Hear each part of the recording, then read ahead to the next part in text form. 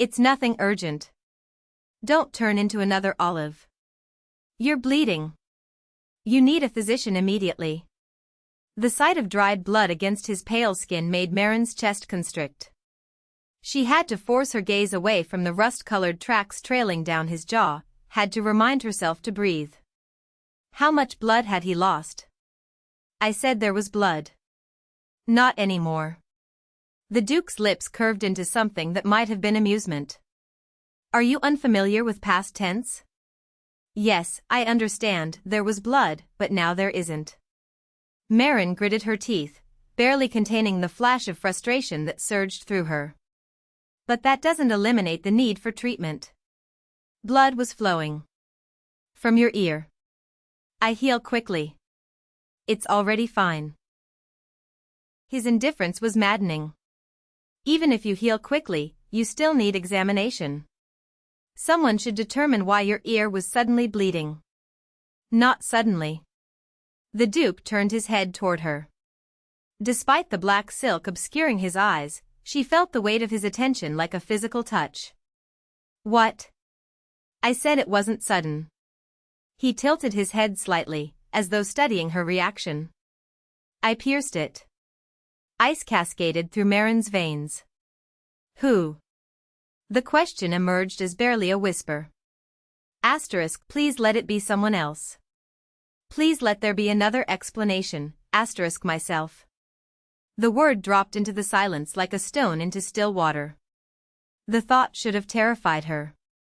Instead, something far more complicated twisted in her chest. It's finally quiet.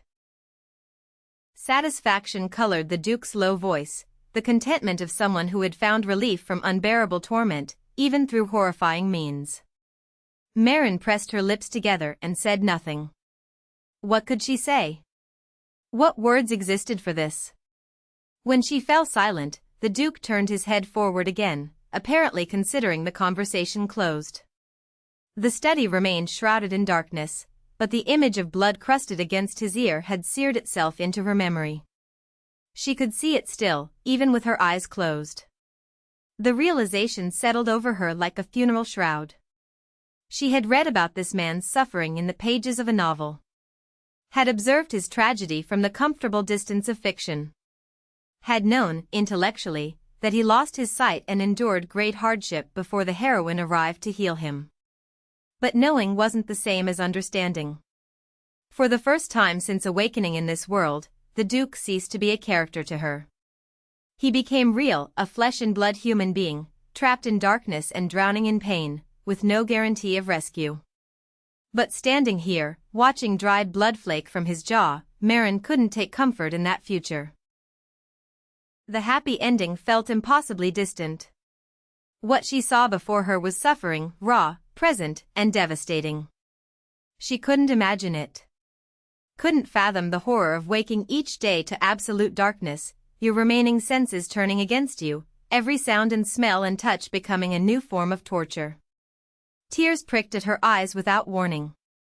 She tried to blink them back, but they spilled over anyway, hot and silent, tracking down her cheeks before dripping onto the carpet below. She made no sound. Simply stood there, weeping for a man who would never know it. The Duke's head snapped toward her. Despite the silk covering his eyes, his attention fixed on her with unsettling precision. As though he could see her, somehow, through means she couldn't comprehend. What happened? Marin swiped at her cheeks, erasing the evidence of her tears. What do you mean? Nothing. Silence descended over the study, heavy, awkward, charged. With something neither of them could name. Then the door opened, and Olive's voice broke the tension. Your Grace? Miss Marin? He paused on the threshold, clearly confused by the scene before him, his master and the new assistant standing far closer together than propriety dictated, the air between them thick with unspoken words. Here.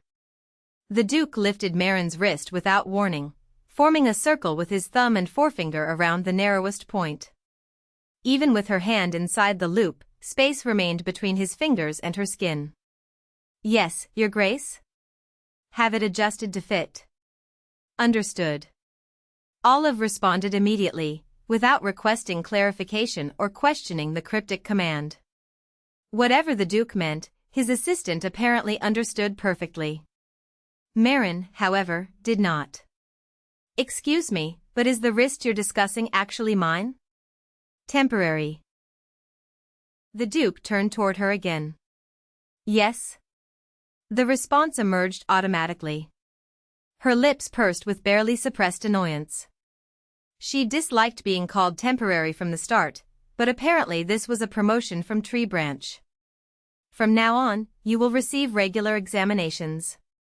"Examinations of what, exactly?" Rather than explain, he lifted her wrist higher and released it, letting her arm fall back to her side. She quickly reclaimed her hand, cradling it against her chest. "Welcome back," she whispered to her own limb. "The reports." "Yes, Your Grace."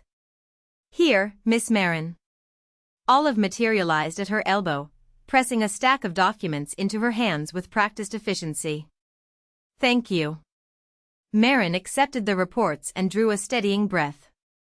Then she began to read, her voice flowing out clear and calm, filling the darkness with words that didn't hurt. From the corner of her eye, she noticed the Duke's shoulders gradually relaxing. The tension that had held him rigid began to ease, his posture softening incrementally as her narration continued. Olive watched the transformation with visible relief, a small smile playing at his lips. The walk back through the castle felt longer than the journey in. Marin followed Olive down the corridor in silence, her mind churning with thoughts she couldn't quite organize. She'd been wrong. The Duke in her memories, the character on the page, had been a figure of tragedy, yes, but distant tragedy. Safe tragedy. The kind that existed to be overcome, to make the eventual happy ending more satisfying. The Duke she'd just left was something else entirely. A man in such anguish that he'd punctured his own eardrum for a moment's peace. The thought surfaced unbidden, dragging guilt in its wake. The heroine would come eventually. Would bring miraculous healing and true love and everything the Duke deserved. That was how the story went. That was how it was supposed to go. Marin's role was to remain invisible. Earn her wages. Disappear before she could disrupt the plot. "No," she muttered under her breath, shaking her head violently. "No, no, no. This wasn't her responsibility. The protagonist's fate wasn't hers to alter. If she interfered, if she tried to help before the heroine arrived, who knew what consequences might follow? The novel's happy ending depended on events unfolding properly. She couldn't risk destroying that for the Duke's future self, no matter how much his present self suffered. "Miss Marin?" Olive's voice pulled her from her spiraling thoughts. "Yes?" "We've arrived." She blinked, realizing they'd reached the end of the black-curtained hallway. Before them, the corridor opened into brightness, natural light streaming through windows that weren't shrouded, illuminating walls painted in warm cream rather than oppressive shadow. At the far end stood a door of light brown wood. "This is the office," Olive announced, gesturing ahead. Marin glanced back the way they'd come. The Duke's study seemed impossibly far away, separated by what felt like miles of darkened passage. Quite a distance from His Grace's quarters. His Grace values his peace. Olive's smile carried a hint of wry understanding. And the rest of us value our ability to speak above a whisper. He opened the door, and Marin stepped inside. The contrast with the Duke's study was almost disorienting. Enormous windows dominated one wall, flooding the space with afternoon sunlight. Bookshelves lined another wall, their contents neatly organized, ledgers, folders, bound correspondence.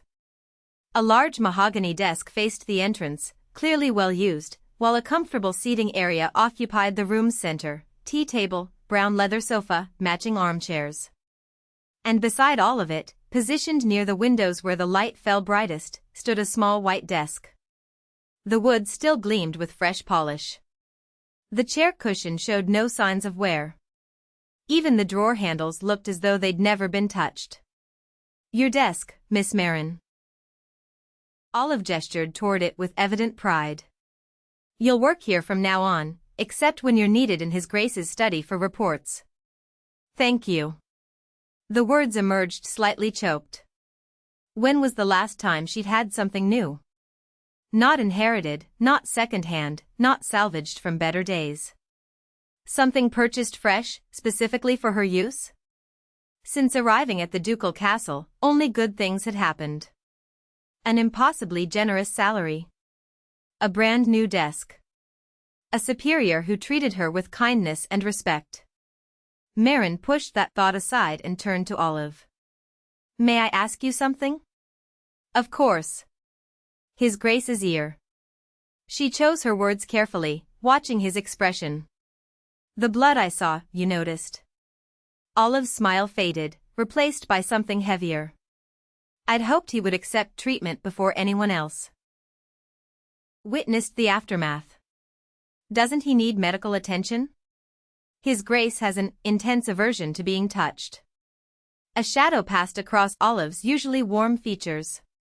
Even when the touching is necessary for his health. Convincing him to accept treatment is a battle I've fought and lost many times. But he needs, I know. The words emerged soft, tired, weighted with accumulated frustration. I know he does. But he's stronger than ordinary men. His wounds heal faster than they should. Within a day, there will be no trace of what you saw. Marin wanted to argue. Wanted to demand that someone force the Duke to accept proper care. But she recognized the resignation in Olive's voice, the sound of someone who had exhausted every option and found them all wanting. Either possibility was heartbreaking. Actually, Olive continued, what concerns me more than the injuries is the insomnia. He has trouble sleeping? He cannot sleep at all. Olive's expression grew grimmer. The nights are difficult for him. Marin didn't understand, but she nodded anyway. My mother used to drink warm wine when she couldn't sleep, she offered hesitantly. Mulled, with spices. It seemed to help her. Did it? Something sharpened in Olive's gaze, a sudden attentiveness that felt almost predatory. But Marin, lost in memories of her mother's evening rituals, didn't notice. Yes. She said it settled her mind. Helped her let go of whatever was troubling her. Thank you for the suggestion. Olive's smile returned, warmer than before. I'll keep it in mind. I hope it helps. Marin paused, another question surfacing. May I ask something else? Certainly. Why do you speak to me so formally? I'm a commoner, you don't need to use honorifics or polite address. She'd noticed it from their first meeting, the way he treated her as an equal rather than a subordinate, the respect he showed despite their vast difference in station. You're my assistant, aren't you? Olive tilted his head, as though the answer were obvious. Yes. Then I'll speak to you as I would any colleague. His smile widened. Does it make you uncomfortable? No. No, please, speak however feels natural to you. In that case, might I suggest we use given names? He extended his hand as though sealing a business agreement. I'm Olive. Marin. She shook his hand, still slightly bewildered by his easy warmth. Excellent. He released her grip and turned toward the bookshelves. Then let's begin, shall we? He began pulling documents from the shelves, carrying them to her pristine white desk. 1 stack. 2. 3. The pile grew with alarming speed. Marin stared at the mounting tower of paperwork, her eyes widening. All of this? To start with. Olive's smile remained perfectly pleasant. We've fallen somewhat behind while His Grace was indisposed. She thought of his kind demeanor, his gentle voice, his unfailing politeness. But there was nothing to be done about it now. She'd signed the contract. She'd accepted the position. The work awaited. Marin arranged her features into something resembling enthusiasm, picked up the first document, and began.